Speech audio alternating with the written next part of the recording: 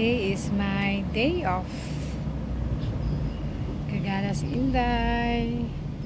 At nag-iisip kung saan gagala nang hindi makakagastos.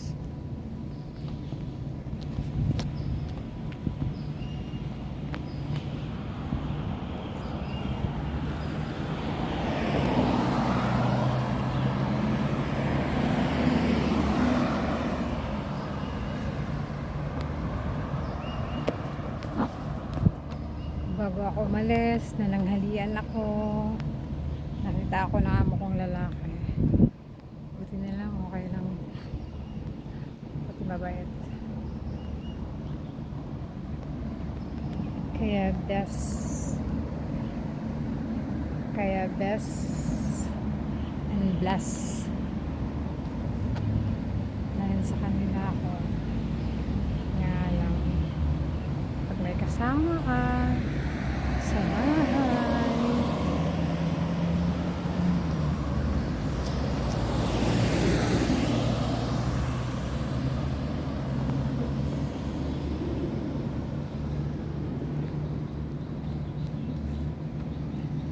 alam nyo ba guys, dyan yung hotel na yan, karamihan dyan no, yung nag-check-in mga Pilipino talaga. Yung kunyari nag-tour sila dito sa Hong Kong, yun ka talaga karamihan talaga dyan sila nag-ano, kasi lagi kaming nagkakasabay pa papunta dito, kaya swerte ng mga nag-tour lang, nagtuturist lang,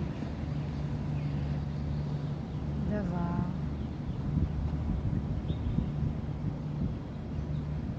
Ako habang naghihintay, paano ba to?